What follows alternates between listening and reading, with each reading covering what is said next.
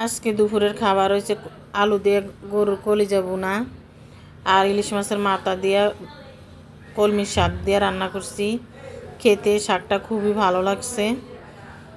একটা আপু বলছে যে কাটা বেশি হয়ে গেছে, আমার কাছে কাটা হইলেও ভালো লাগে, ব্যাঙ্গে চুইরা রান্না করলে খেতে খুবই ভালো লাগে। শাক যে কোনো শাক মাথা দিয়ে রান্না করলে আমার কাছে খুবই ভালো লাগে। এই যে আসসালামু আলাইকুম, সবাই কেমন আছেন? আশা করি ভালো আছেন। ভিডিওটা সবাই দেখবেন, লাইক কমেন্ট শেয়ার করবেন। এই যে মাছের মাথাটা ভেঙে দিছি, একটুর মাছ আর মাথাটা। এই যে কলমি শাকটা ধুয়ে পরিষ্কার করে এখন দিয়ে দিলাম মাছটা ভিতরে। কাটা কাটা হয় কিন্তু খেতে খুবই ভালো লাগে। আমার কাছে কাটা হইলে সমস্যা নেই, আমি কাটাওয়ালা মাছ খাইতে পারি। ছেলে মেয়ে তেমন খায় না, মেয়ে অল্প একটু খায়। আর ডাল রান্না করব, ডালটা বসিয়ে দিছি, ইন্দা শাকটা রান্না করতে আসি। শাক হইতে সময় লাগে না, অল্প কতক্ষণ সময় লাগে। আমার বাইরে অনেক শব্দ হয়। এ দেখেন শাকটা অন্য ইয়াতে ঢেলে নিছি। এখন ডালটাই চুলায় আর ডালটা বাগার দিয়ে নিব। এই যে বাগার দিয়ে নিছি আর কলিজা ভুনা করবো। এই যে কলিজা ভুনাটা এখন বসিয়ে দিব। আমার সব সময় একটু মাংস বা যে কোনো কিছু রাখা লাগে ছেলের জন্য। ছেলে নাইলে খাওয়া দাওয়া করতে চায় না, এমনিও ঠিক মতো খাইতে চায় না। ও শুধু মাংস হলে একটু ভাত খায়। ওরে নিয়ে খুব বিপদেই আছি।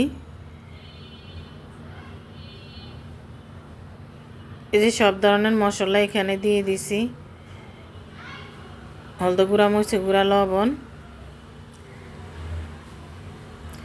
আদা দিতাম মনে নাই, পরে মনে হয়েছে কি আদা তো দিইনি আমি। তো আদা রসুন বাটা অনেক সময় মাঝে মাঝে আমার মনে থাকে না, পরে দিয়ে যে একটা টমেটো দিয়ে দিলাম, ফ্রোজেন একটা টমেটো দিয়ে দিলাম। এখন ভালোভাবে কষিয়ে নিবে। যে আদা দিতে আসছে এখন।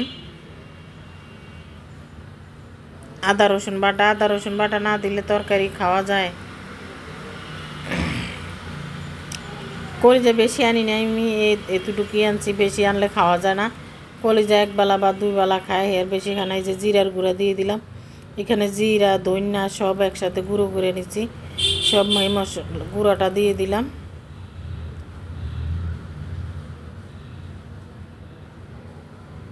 একদম কালো কালো করে ভুনা করব, যে খেতে খুবই ভালো লাগবে।